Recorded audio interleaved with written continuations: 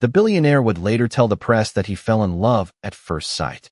What he never admitted was that the woman who changed his life arrived at their blind date believing she looked like the worst version of herself. At 7:12 on a chilly Thursday morning in Boston, Claire Bennett was already 40 minutes behind schedule. The shrill beeping of her alarm had long since faded beneath the sound of tiny coughing fits drifting from the bedroom across the hall. She set aside the coffee she hadn't taken a single sip from and hurried toward 5-year-old Lily's room, where the little girl lay curled beneath a pale yellow blanket, her cheeks flushed with the kind of fever that always made Claire's heart race a little faster. "Morning, sweetheart," she whispered, brushing soft blonde hair away from Lily's forehead. The warmth against her palm made her silently calculate temperatures, children's medicine, and whether she could still make it to work on time. Lily managed a sleepy smile. "I'm okay, Mommy." Children always said that, Claire thought. They believed love could cure everything. Maybe that was why parents spent their lives pretending to be stronger than they felt. 20 minutes later, the thermometer offered good news. It wasn't serious. Her neighbor, Mrs. Harrison, happily agreed to keep Lily home for the day. Relief washed over Claire, but only briefly. Her phone vibrated again.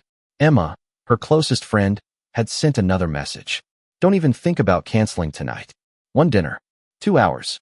That's all." Claire stared at the screen while stuffing Lily's favorite stuffed rabbit into a small backpack. She hadn't been on a date since before Lily could form complete sentences. Blind dates belonged to younger women with free evenings, perfect wardrobes, and emotional energy she no longer possessed. She had almost texted another excuse when Lily looked up from the couch. "Are you going to wear the blue dress tonight?" Claire blinked. "How did you know?" "Aunt Emma said blue makes your eyes sparkle." Claire laughed for the first time all morning. "Did she really?" Lily nodded with complete confidence. "You should smile too." By late afternoon, after finishing payroll reports at the clinic and picking up groceries, Claire rushed home carrying reusable bags that seemed heavier with every step. The apartment felt unusually quiet. Lily's fever had nearly disappeared, and Mrs. Harrison assured her everything was fine. Claire thanked her, reheated leftover chicken soup, braided Lily's hair after her bath, read exactly 2 bedtime stories, kissed her forehead twice for luck, then glanced at the kitchen clock. 6:38.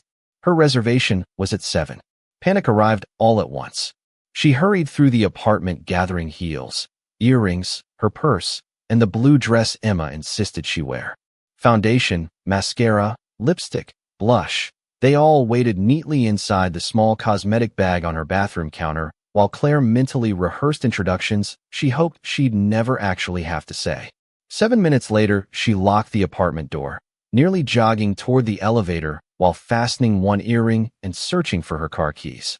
Downtown traffic crawled beneath glowing streetlights, forcing her to grip the steering wheel tighter every few blocks. Every red light seemed personal. Every minute made her wonder if she should simply turn around. Then, as she finally pulled into the valet entrance of the restaurant, she lowered the sun visor to check her reflection. Her breathing stopped. The woman staring back at her wasn't wearing a trace of makeup, not even mascara. Her skin still showed faint freckles she usually covered. A loose strand of hair framed one side of her face. She looked exhausted, ordinary, unmistakably real. Claire closed her eyes for a long second. She almost asked the valet to bring the car back. She almost drove home without anyone ever knowing she had come. But somewhere upstairs, a stranger was already waiting to meet someone he had never seen before. And neither of them had any idea that the biggest mistake of Claire Bennett's day was about to become the greatest miracle of both their lives. Claire kept staring at her reflection until the valet knocked gently on the driver's side window with a polite smile that carried no judgment whatsoever. She forced herself to smile back, handed over the keys, and stepped onto the sidewalk. The cool evening air brushed against her face, making her suddenly aware of every tiny imperfection she imagined everyone else would notice. She resisted the urge to pull out her phone and call Emma with another excuse. Instead, she opened her messaging app and typed, "I forgot my makeup. I look terrible." The reply came almost instantly. "No, you look like Claire. Go inside." Before she could overthink it again, she slipped the phone back into her purse and walked toward the glowing entrance. The restaurant was elegant without being overwhelming. Warm amber lights reflected across polished wood floors, while soft piano music drifted through the dining room. Couples laughed quietly over candlelit tables, servers moved with effortless grace, and somewhere nearby the rich aroma of fresh bread and grilled steak filled the air. Claire suddenly felt as though she had wandered into someone else's evening instead of her own. A smiling hostess greeted her. "Good evening. Welcome to the Willow Room. Do you have a reservation?" Claire nodded. "Claire Bennett. 7 o'clock. The hostess checked the tablet and smiled. "Right this way." Claire followed her through the restaurant, trying not to notice how confident everyone else appeared. Women in tailored dresses seemed perfectly composed. Men in crisp jackets spoke with relaxed certainty. She wondered if any of them had nearly canceled because they forgot mascara. They stopped beside a table near the large windows overlooking the Boston skyline. "Your guest has not arrived yet," the hostess said warmly. "Can I start you with sparkling water?" Claire thanked her softly and sat down. She folded and unfolded the linen napkin 3 different times before finally placing it on her lap. Every few seconds, she glanced toward the entrance, wondering what kind of man would agree to meet a complete stranger through mutual friends. Her heartbeat slowed just enough for her to notice the city lights outside. For the first time in weeks, there was nothing demanding her immediate attention. No medical bills waiting to be paid. No laundry buzzing in the dryer. No work emails asking for payroll. Corrections. Just one quiet evening that almost felt borrowed from another life. Across the dining room, another guest stepped inside, carrying himself with calm confidence rather than arrogance. Ethan Carter paused briefly to thank the doorman before removing his charcoal overcoat. The hostess greeted him with instant recognition, though she treated him exactly as she would anyone else. That was one reason he preferred this restaurant. Privacy still existed here. His assistant had insisted the blind date would be good for him after nearly 3 years of declining every invitation that was not business-related. Ethan had reluctantly agreed, mostly because saying no had become easier than admitting he no longer believed people wanted to know the man behind the headlines. The hostess glanced at her seating chart before leading him toward the back of the restaurant. Halfway there, another employee quietly approached her and whispered something about a reservation mix-up involving 2 parties arriving at nearly the same time. The hostess nodded quickly, apologized to Ethan for the brief delay, then motioned toward the very table where Claire sat waiting. Ethan thanked her without hesitation and walked over, assuming she had been expecting him all along. Claire looked up as footsteps stopped beside the table. Their eyes met for the very first time. She noticed kind blue eyes before she noticed the expensive suit. He noticed gentle hazel eyes before he noticed anything else. "Claire?" he asked politely. She hesitated for barely a heartbeat before answering. "Yes." Then she stood to shake his hand, completely unaware that somewhere else inside the restaurant, the man she had actually come to meet had just walked through the front door. Neither of them noticed the silence that settled for a brief second after their hands met. It was not awkward. It was simply unexpected, as though both had arrived carrying carefully rehearsed versions of themselves only to forget every line the moment they looked at each other. Ethan smiled first. "It is nice to finally meet you, Claire." His voice was calm, warm, and completely free of the polished confidence she had expected from someone navigating blind dates. Claire relaxed almost immediately. "You too. I hope you were not waiting long." "Not at all," he replied as he pulled out her chair before taking his own seat. "I only just arrived." The server appeared with 2 menus and poured sparkling water into crystal glasses. After thanking him, Ethan closed his menu almost immediately. "Can I admit something?" Claire looked up curiously.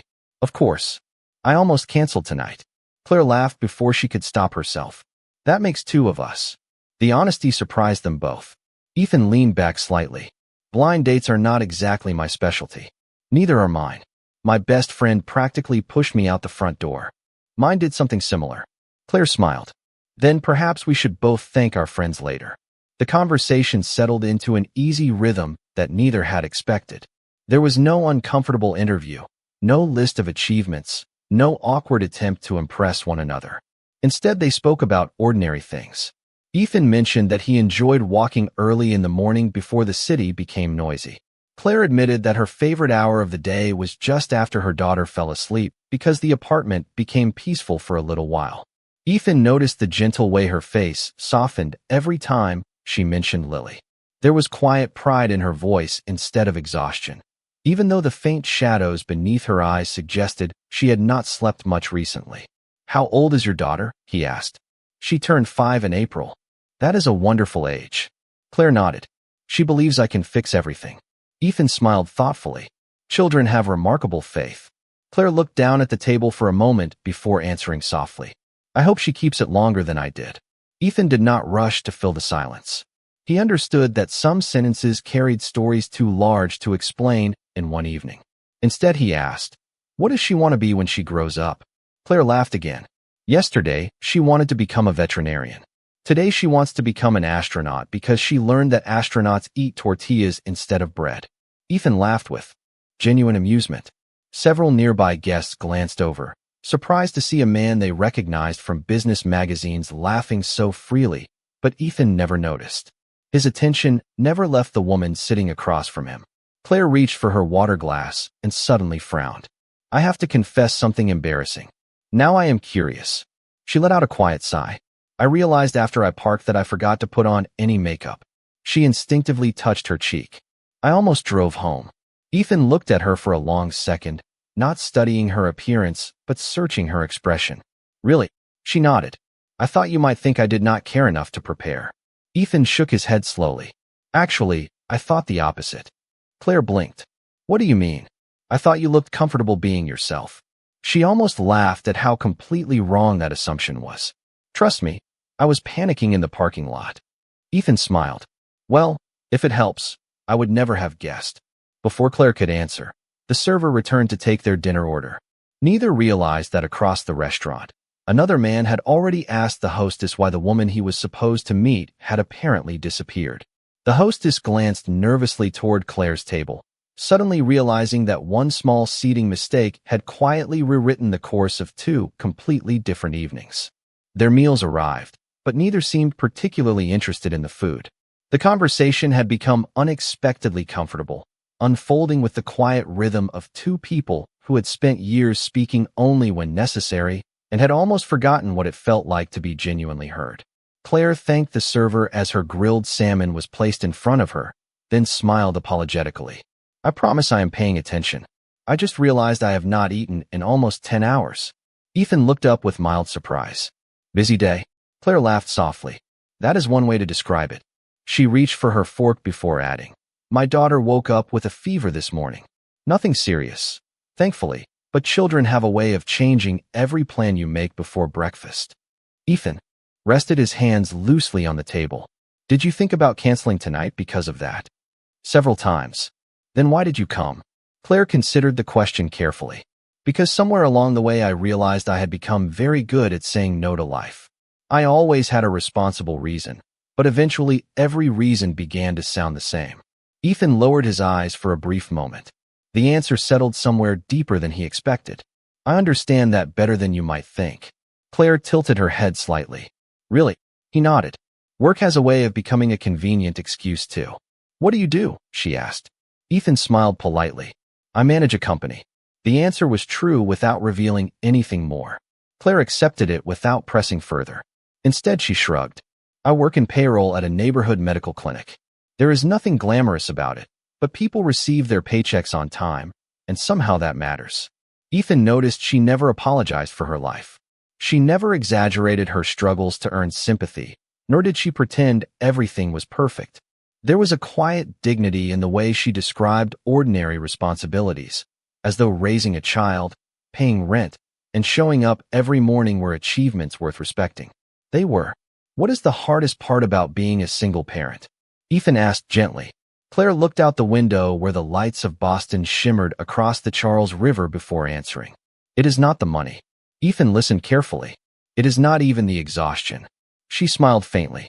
"It is making every important decision alone. Every fever, every school form, every nightmare in the middle of the night, every birthday party where you wonder if your child notices someone is missing. You keep hoping you made the right choice, but there is nobody standing beside you to say, 'Yes, we did the best we could.'" Ethan remained silent. Her words reminded him of boardrooms filled with executives seeking his approval before every major decision. Yet this woman carried decisions far heavier than quarterly earnings without anyone sharing the weight. You know what surprises me? Claire continued with a small smile. Lily never complains. She thinks our little apartment is the greatest place in the world because we make pancakes on Saturday mornings. Ethan smiled. Maybe she is measuring wealth differently. Claire laughed. Children usually do. A comfortable silence settled between them again. It did not demand to be filled. Ethan realized he had spent years attending charity galas, investor dinners, and networking events where conversations lasted hours but revealed almost nothing about the people involved. Tonight, after less than an hour with Claire, he felt as though he understood more about her heart than he did about colleagues he had worked beside for a decade. Across the dining room, the confused man who had been searching for his blind date quietly approached the hostess once again. She checked the reservation list for a second time, then looked toward Claire's table with widening eyes. At that exact moment, Ethan looked across the candlelight and said with complete sincerity, "I am really glad you decided not to stay home tonight." Claire smiled, completely unaware that the evening both of them believed had begun exactly as planned was only seconds away from revealing the truth. The words had barely settled between them when the hostess approached their table wearing the careful smile of someone trying not to interrupt a pleasant moment. "I am terribly sorry," she said softly. "May I speak with you for just a second, ma'am?" Claire looked up in surprise. Of course. She excused herself with a polite smile toward Ethan before following the hostess a few steps away from the table. Ethan watched them quietly, sensing from the hostess's nervous expression that something unexpected had happened.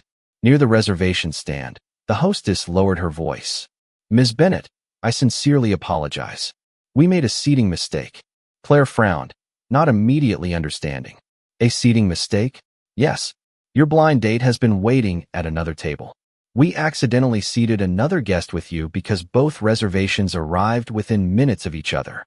Claire stared at her, convinced she had misunderstood. "You mean, the gentleman you have been having dinner with is not the person you were scheduled to meet?" Heat rushed into Claire's face.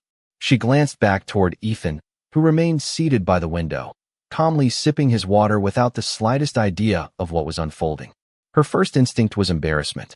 Her second was disappointment, and that surprised her even more. The hostess pointed discreetly toward another table where a sharply dressed man in his mid-30s stood waiting with folded arms. His expression was polite enough, but clearly impatient. "Mr. Brian Collins has been asking for you." Claire inhaled slowly. "Thank you." She gathered herself before walking toward Brian. "Mr. Collins?" He offered a quick handshake. "Finally, I was beginning to think you had changed your mind." Claire forced a small smile. "I am so sorry." Apparently, there was a misunderstanding with the seating. Brian glanced across the dining room, toward Ethan's table. "Looks like you were having a pretty good time despite the misunderstanding." There was a faint edge in his voice that immediately made Claire uncomfortable. "It was simply a mistake," she replied gently. "Well," Brian said with a short laugh, "I guess that explains why you looked so relaxed." Claire nodded politely, hoping to smooth over the awkwardness. "Again, I apologize." Brian looked at his watch. "Shall we?" Claire hesitated. Her eyes drifted almost instinctively back toward Ethan. He happened to look up at that exact moment. Their eyes met across the restaurant. Ethan noticed the uncertainty on her face before she offered him an apologetic smile. She walked back toward his table, her steps noticeably slower than before.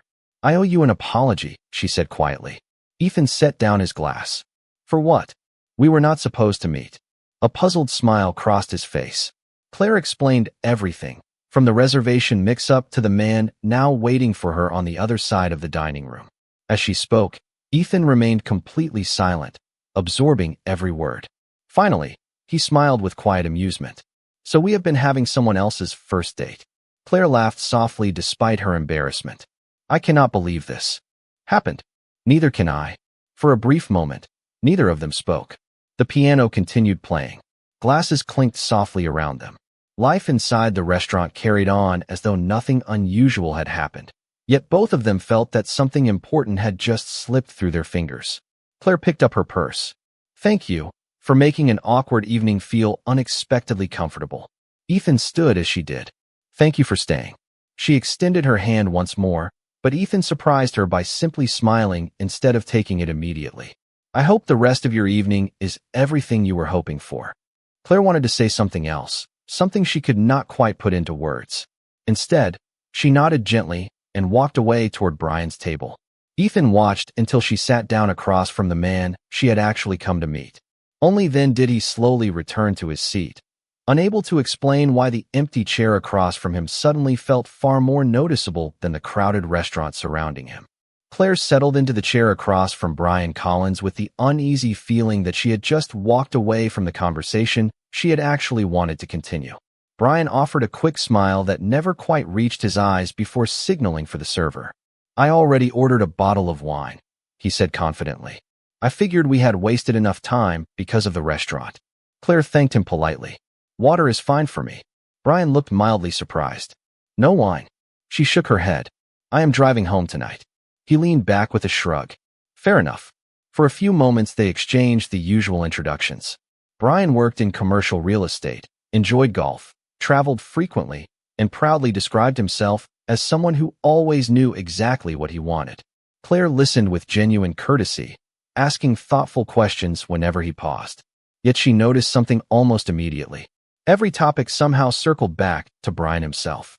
His latest investment, his luxury condo overlooking the harbor, his new sports car, his membership at an exclusive club. When he finally asked about her, it felt less like curiosity than obligation. So, he said while glancing briefly at the menu, you work in payroll? Yes. Interesting. His tone suggested otherwise. And you have a daughter? Claire smiled warmly. Her name is Lily. She is 5. Brian nodded once before taking a sip of wine. That must make dating complicated. Claire answered honestly. It changes priorities, but it also teaches you what really matters. Brian laughed lightly. I suppose. The server delivered their meals, but the comfortable rhythm Claire had shared with Ethan was nowhere to be found. Every silence felt heavy instead of peaceful. Every question sounded like an interview. Then Brian studied her face for a moment longer than before. Can I be honest? Claire smiled politely. Of course. I almost did not recognize you from the photo Emma showed me. Claire blinked. Really? You looked different. He searched for a diplomatic word before finally settling on one that landed harder than he intended. More polished. Claire instinctively touched a loose strand of hair beside her cheek. This morning became a little hectic. Brian chuckled. I guess that. You seem like you rushed out of the house. She nodded without embarrassment. I almost canceled because my daughter was not feeling well. Well, Brian replied with another small laugh. At least now I know what you look like on an ordinary day. Claire noticed the sentence was meant as humor, but it quietly stung all the same. Before she could answer, Brian added, most women usually make a bigger effort on a first date. He smiled again, as though expecting her to laugh with him.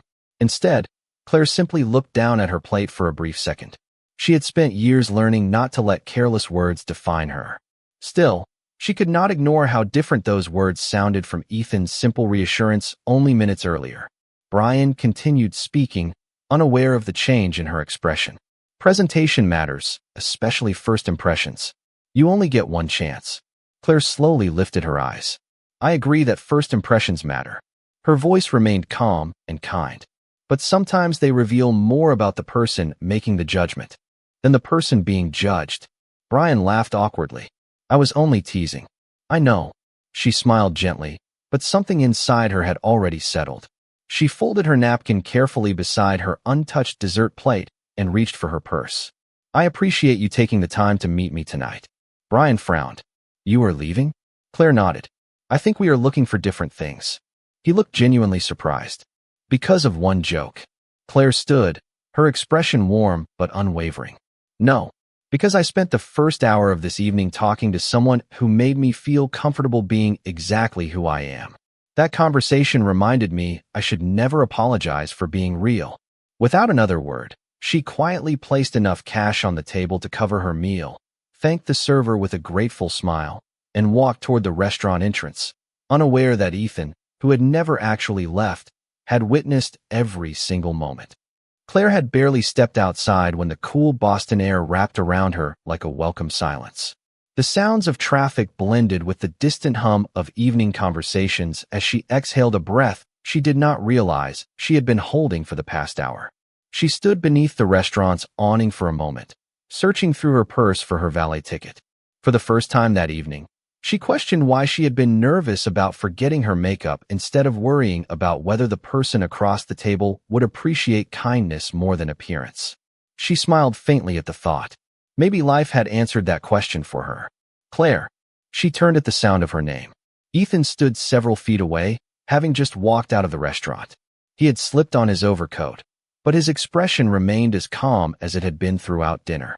I hope I am not interrupting, he said. Claire shook her head. Not at all. For a brief moment, they simply stood there beneath the soft lights above the entrance while people came and went around them. Neither seemed eager to rush the conversation. Ethan glanced toward the street before looking back at her. May I ask you something? Of course. Are you all right? Claire considered pretending everything was fine, but something about his voice made honesty feel easier than politeness. Yes, she answered with a gentle smile. Just a little disappointed, I suppose. Ethan nodded as though he understood far more than she had actually said. I saw part of your conversation. Claire sighed quietly. Then I imagine you also heard why it ended. Enough to know you handled it with more grace than most people would have. She looked down briefly. There was no reason to argue. We simply value different things. Ethan folded his hands inside the pockets of his coat. He was searching for perfection. Claire gave a small, uncertain laugh. Perhaps. Ethan shook his head slowly. No. His eyes met hers with complete sincerity. He was searching for an image. I was searching for someone real. The words settled into the quiet evening between them. Claire felt an unexpected warmth rise behind her eyes, not because they sounded romantic, but because they sounded truthful. Ethan continued before she could respond. When you told me you almost drove home because you forgot your makeup, I kept thinking about that. Claire smiled awkwardly. It feels a little silly now. I do not think it is silly. He paused. I think the world spends too much time convincing good people that they have to earn the right to be seen. Claire looked at him without speaking. No one had ever described it that way. Ethan glanced toward the glowing windows of the restaurant behind them. Tonight you talked about your daughter with pride. You spoke about your work with gratitude. You never complained about your circumstances. You never pretended to be someone else. That is rare. Claire laughed softly. You make me sound much better than I am. No, Ethan answered. I think you simply forgot how remarkable ordinary goodness can be. The valet attendant pulled Claire's car toward the curb and stepped out with a smile. Neither of them moved immediately. The moment felt strangely familiar, as though they were saying goodbye to someone they had known much longer than a single evening. Claire accepted the keys and turned back toward Ethan. Thank you. For what? For reminding me that I did not ruin tonight by showing up exactly as I am. Ethan smiled, but before he could answer, a black luxury sedan rolled quietly to the curb behind him. A gray-haired gentleman stepped out from the driver's seat and approached with respectful urgency. Mr. Carter, he said, the board members have already arrived at the hotel. They are waiting for you. Claire froze for just a fraction of a second. The name sounded familiar, but before she could place it, Ethan gave the driver an almost apologetic smile and replied, They can wait another minute.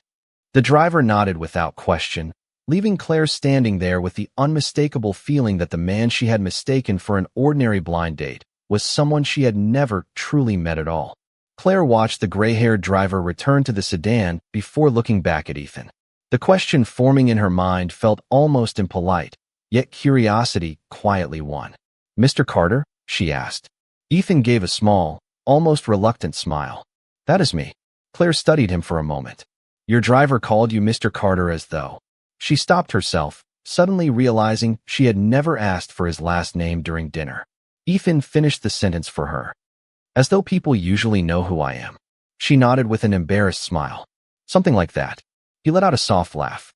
That happens more often than I would like. Claire tilted her head slightly. Should I know who you are? Ethan hesitated, clearly wishing the conversation could remain exactly as it had been before the interruption. I am the Chief Executive Officer of Carter Dynamics. For 2 full seconds, Claire simply stared at him. She knew the name immediately. Carter Dynamics had funded children's hospitals, medical research, and education programs across New England. The company's headquarters towered over downtown Boston, and Ethan Carter's photograph had appeared in business magazines more times than she could count while waiting in checkout lines at grocery stores. Oh, was all she managed to say. Ethan nodded almost apologetically. That is usually the reaction. Claire looked at him again, this time, comparing the famous businessman she had occasionally seen in newspapers with the man who had patiently listened to stories about Lily eating pancakes on Saturday mornings. They did not seem like the same person. Finally, she smiled. You know something? Ethan waited. I like not knowing. A flicker of surprise crossed his face. Really? Yes. She laughed quietly. It made dinner much easier. Ethan felt himself smiling in return. You are the first person who has ever said that to me. Claire shrugged. Before 5 minutes ago, you were simply Ethan, the man who listened more than he talked. She paused. I think I prefer that version. Instead of looking offended, Ethan seemed almost relieved. So do I. The honesty in his answer made Claire realize how exhausting public success must become when every introduction carried assumptions before a single conversation even began. She leaned lightly against her car door. Does everyone treat you differently after they find out? Ethan looked toward the city skyline for a moment before answering. Most people do. Some become nervous. Some become overly impressed. Others immediately begin asking for favors. Claire smiled sympathetically. That sounds lonely. Ethan looked back at her with genuine surprise. She had not congratulated him on his success. She had not asked about his company, his wealth, or the size of his house. Her first response had been empathy. Sometimes it is, he admitted. Claire nodded thoughtfully. Then I am glad we met by accident first. Ethan laughed. So am I. The driver glanced discreetly at his watch, but remained silent. Claire noticed and smiled. You should probably go. It sounds like people are waiting for you. Ethan did not move immediately. May I ask one last question? Of course. If tonight had gone exactly as planned, and we had never ended up at the same table, do you think we would have ever met? Claire looked toward the restaurant entrance where guests continued arriving for their own evenings, each carrying invisible hopes of their own. Probably not, she answered honestly. Life rarely introduces strangers twice. Ethan considered her words before reaching into the inside pocket of his coat. Claire instinctively expected a business card, but instead he simply pulled out a folded receipt from dinner. Borrowing a pen from the valet stand, he wrote a phone number across the back and handed it to her. This is not my office, he said with a warm smile. It is my personal number. If you ever decide you would like to continue the conversation we accidentally started tonight, I would be honored. Claire accepted the folded paper without unfolding it. She slipped it into her purse as casually as though he had handed her a grocery list instead of a way into an entirely different world. Ethan noticed that small gesture immediately. She had not even looked at the number. In that simple moment, he realized she still saw him exactly the way she had before the driver arrived. Not as a billionaire. Not as a famous chief executive officer. Simply as Ethan. 3 months passed before Claire and Ethan saw each other again. Life, as it often did, returned to its familiar rhythm. Mornings began with school lunches, payroll reports, grocery lists, and Saturday pancakes shaped like stars because Lily insisted ordinary circles were boring. The folded receipt with Ethan's phone number remained tucked safely inside Claire's wallet. She never threw it away, yet she never called. Not because she lacked interest, but because she wanted to be certain that if they met again, it would be because both of them chose the person they had discovered that evening, not the lives they lived outside the restaurant. Ethan respected that silence more than he expected. Several times, he found himself reaching for his phone before remembering that he had been the one who promised there would never be any pressure. Instead, he quietly arranged for Carter Dynamics to continue supporting local children's literacy programs, one of which happened to host a weekend community reading event at the Boston Public Library. He accepted an invitation to attend without realizing that Claire had volunteered there every month for nearly 2 years.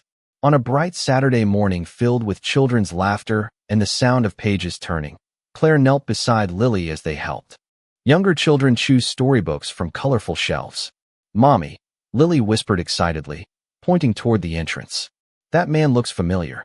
Claire looked up and immediately recognized Ethan. He was wearing a simple navy sweater instead of a tailored suit, carrying a box of donated books with one arm while speaking with a librarian. There were no cameras, no reporters, and no executives following him. Just a man smiling as a little boy proudly showed him a dinosaur drawing. Ethan glanced across the room at that exact moment. The surprise on his face quickly turned into the same warm smile Claire remembered from the restaurant.